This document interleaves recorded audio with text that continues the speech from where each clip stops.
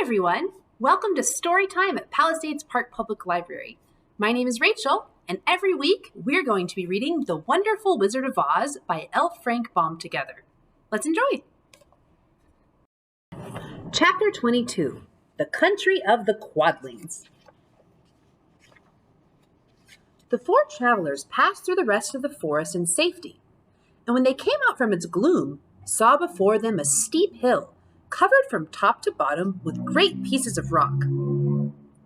"That will be a hard climb," said the Scarecrow, "but we must get over the hill nevertheless." So he led the way, and the others followed. They had nearly reached the first rock when they heard a rough voice cry out, "Keep back!" "Who are you?" asked the Scarecrow. Then a head showed itself over the rock, and the same voice said, "This hill belongs to us, and we don't allow anyone to cross it." "But we must cross it," said the Scarecrow. "We're going to the country of the Quadlings." "But you shall not," replied the voice. And there stepped from behind the rock the strangest man the travelers had ever seen. He was quite short and stout, and had a big head, which was flat at the top and supported by a thick neck full of wrinkles. But he had no arms at all, and, seeing this, the Scarecrow did not fear that so helpless a creature could prevent them from climbing the hill. So he said, "I'm sorry not to do as you wish, but we must pass over your hill, whether you like it or not." And he walked boldly forward. As quick as lightning, the man's head shot forward, and his neck stretched out until the top of his head, where it was flat, struck the Scarecrow in the middle and sent him tumbling over and over down the hill. Almost as quickly as it came, the head went back to the body, and the man laughed harshly as he said, "It isn't as easy as you think." A chorus of boisterous laughter came from the other rocks, and Dorothy saw hundreds of the armless hammerheads upon the hillside, one behind every rock. The lion became quite angry at the laughter caused by the Scarecrow's mishap, and giving a loud roar that echoed like thunder, he dashed up the hill.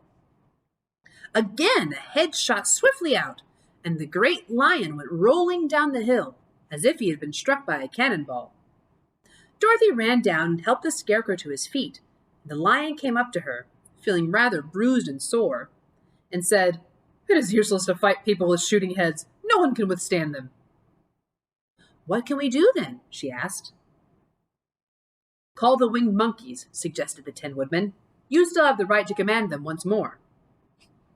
"Very well," she answered. Putting on the golden cap, she uttered the magic words. The monkeys were just as prompt as ever, and in a few moments the entire band stood before her. "What are your commands?" inquired the king of the monkeys, bowing low. "Carry us over the hill to the country of the Quadlings," answered the girl. "It shall be done," said the king, and at once the winged monkeys caught the four travelers and Toto up in their arms and flew away with them. As they passed over the hill, the hammerheads yelled with vexation and shot their heads high up in the air, but they could not reach the winged monkeys, which carried Dorothy and her comrades safely over the hill and set them down in the beautiful country of the Quadlings.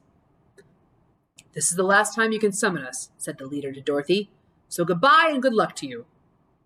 "Goodbye and thank you very much," returned the girl, and the monkeys rose into the air and were out of sight in a twinkling. The country of the Quadlings seemed rich and happy. There was a field upon field of ripening grain with well-paved roads running between, and pretty rippling brooks with strong bridges across them. The fences and houses and bridges were all painted bright red, just as they had been painted yellow in the country of the Winkies and blue in the country of the Munchkins. The Quadlings themselves, who were short and fat and looked chubby and good-natured, were all dressed in red, which showed bright against the green grasses and the yellowing grain. The monkeys had set them down near a farmhouse, and the four travelers walked up to it and knocked at the door.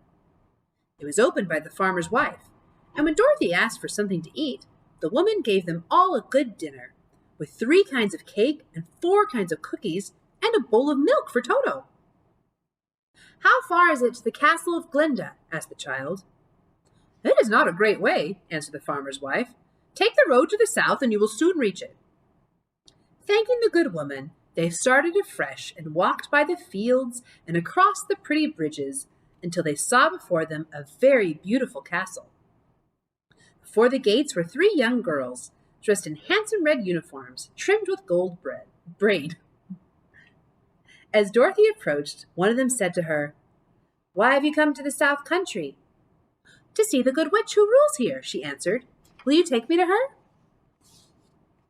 "Let me have your name, and I will ask Glinda if she will receive you."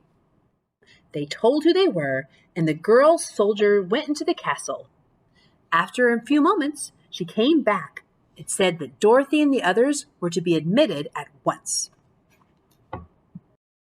Chapter 23. The Good Witch Grants Dorothy's Wish. Before they went to see Glinda, however, they were taken to a room of the castle where Dorothy washed her face and combed her hair. The lion shook the dust out of his mane, and the Scarecrow patted himself into his best shape, and the Woodman polished his tin and oiled his joints. When they were all quite presentable, they followed the soldier girl into a big room where the witch Glinda sat upon a throne of rubies. She was both beautiful and young to their eyes. Her hair was a rich red in color, and it fell in flowing ringlets over her shoulder. Her dress was pure white, and her eyes were blue, and they looked kindly upon the little girl. "What can I do for you, my child?" she asked. Dorothy told the witch all her story, how the cyclone had brought her to the land of Oz, how she had found her companions, and all of the wonderful adventures they had met with. "My greatest wish now," she added, "is to get back to Kansas, for Aunt Em will surely think something dreadful has happened to me, and that will make her put on mourning. And unless the crops are better this year than they are last, I'm sure Uncle Henry can't afford it." Glinda leaned forward and kissed the sweet upturned face of the loving little girl. "Bless your dear heart," she said. "I am sure I can tell you of a way to get back to Kansas." Then she added, "But if I do, you must give me the golden cap." "Willingly!" exclaimed Dorothy. "Indeed, it is of no use to me now, and when you have it, you can command the winged monkeys 3 times. "And I think I shall need their service just those 3 times," answered Glinda, smiling. Dorothy then gave her the golden cap, and the witch said to the Scarecrow, "What will you do when Dorothy has left us?" "I will return to the Emerald City," he replied, "for Oz has made me its ruler, and the people like me. The only thing that worries me now is how to cross the Hill of the Hammerheads."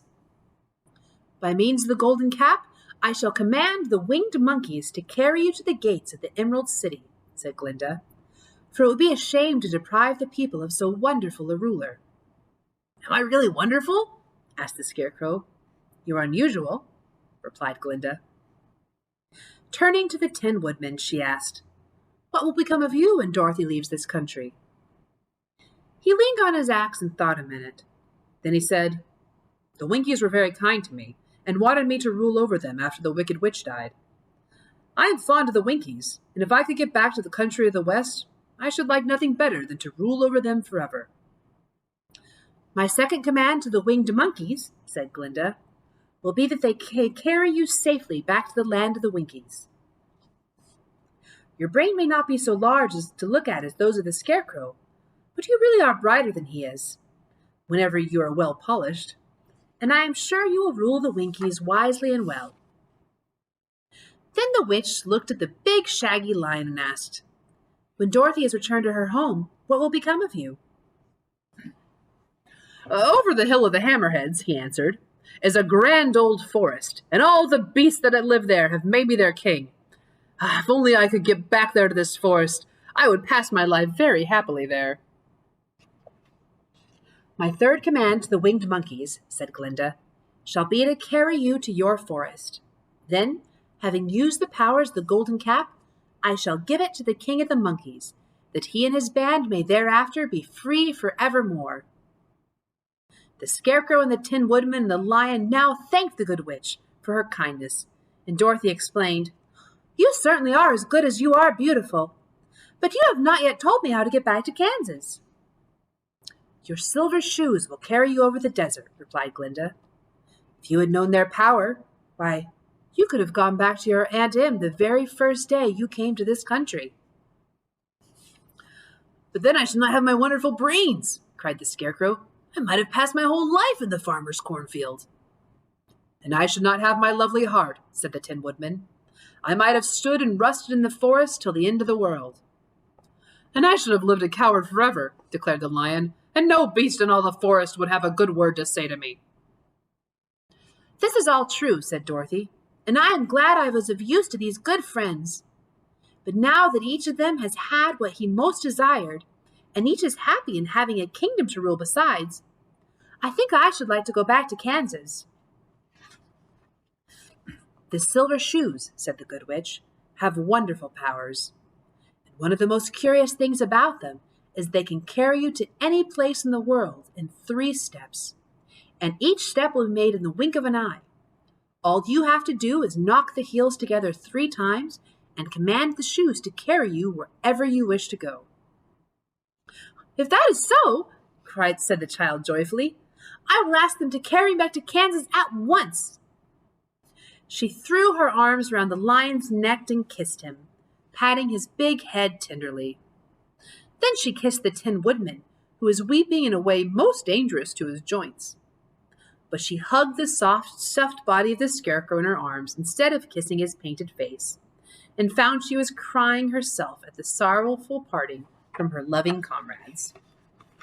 Here's a nice picture of it. Let's look at that for a second. Oh. Even Toto is saying goodbye, right? Glinda the Good stepped down from her ruby throne to give the girl a goodbye kiss, and Dorothy thanked her for all the kindness she had shown to her friends and herself.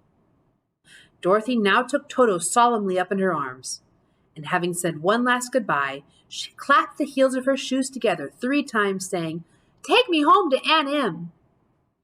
Instantly, she was whirling through the air, so swiftly that all she could see or feel was the wind whistling past her ears. The silver shoes took but 3 steps, and then she stopped so suddenly that she rolled over upon the grass several times before she knew where she was. At length, however, she sat up and looked around her. "Good gracious!" she cried, for she was sitting on the broad Kansas prairie, and just as before her was the new farmhouse Uncle Henry built after the cyclone had carried away the old one. Uncle Henry was milking the cows in the barnyard, and Toto had jumped out of her arms and was running toward the barn, barking furiously. Dorothy stood up and found she was in her stocking feet, for the silver shoes had fallen off in her flight through the air and were lost forever in the desert. Chapter 24. Home Again. Aunt Em had just come out of the house to water the cabbages when she looked up and saw Dorothy running toward her. "My darling child!" she cried, folding the little girl in her arms and covering her face with kisses. "Where in the world did you come from?" "From the land of Oz," said Dorothy gravely. "And here is Toto, too. And oh, Aunt Em, I am so glad to be home again." The end. Thank you so much for listening to the wonderful world of Oz with me this summer. I hope you enjoyed it. And if you ever want to check this book out to read for yourself, why, the Palisades Park Public Library is always here. Thank you so much. Have a wonderful day.